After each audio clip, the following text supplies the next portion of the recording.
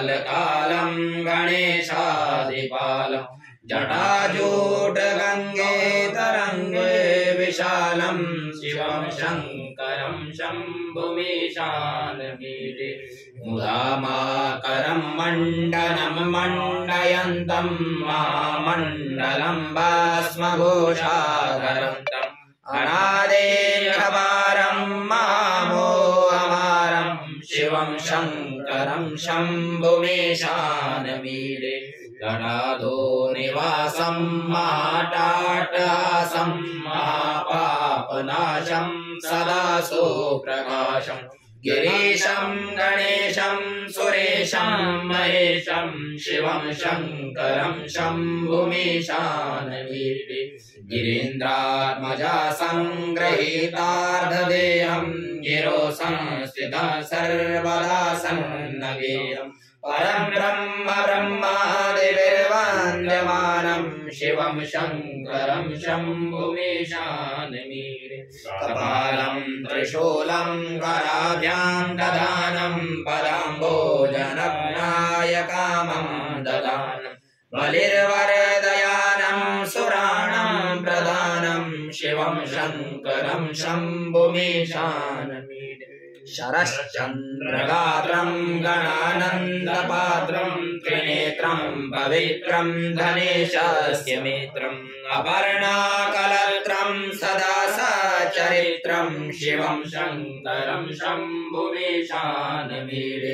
हरं सर्पहारं चिताभूविहारं भवं वेदसारं सदा निर्विकारम् कैलाशे वसन्तं मनोजं दहन्तं शिवं शङ्करं शम्भुमीशानमीडे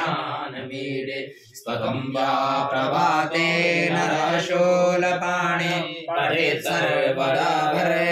भर्गभावानुरक्ता सपुत्रं धनं धान्यमित्रं कलत्रं विचित्रे समाराध्य मोक्षं प्रयाति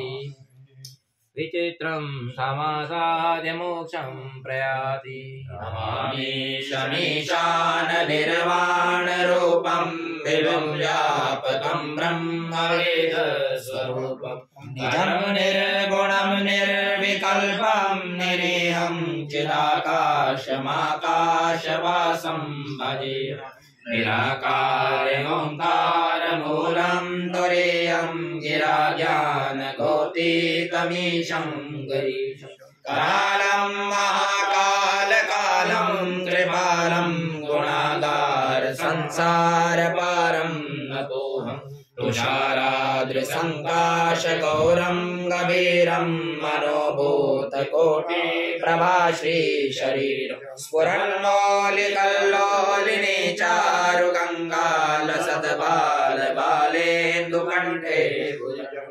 चलत्कुण्डलं रोषनेत्रं विशालं प्रसन्नाननं नीलकण्ठं दयालु मृगाधीशचर्माम्बरं मुण्डमालं प्रियं शङ्करं सर्वनाथं भजामि प्रचण्डं प्रकृष्टं प्रगल्भं परेशम् अखण्डं भजे भानुकोटिप्रकाशम् त्रयशूलनिर्मूलनं शूलपाणिं वदेहं भवानी पतिभावगम्यं कलातीतकल्याणकल्पान्तकारी सदा सज्जनानन्ददाता पुरारी चिदानन्द सन्दोहमोहाभारि प्रसीद प्रसीद प्रभो मन्मथारि नयावधुमानाथ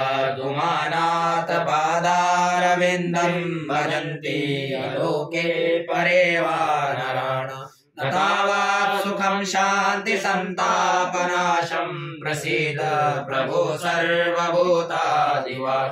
न जानामि योगं जपमनेव पूजां नतोऽहं सदा सर्वदा शम्भुतुभ्यं जराजन्मदुःखोऽध्यताप्यमानं प्रभोपायापन्नमामि शम्भो रुद्राष्टकमिदं प्रोक्तं विप्रेण हरतो जये शम्भो प्रसीदति।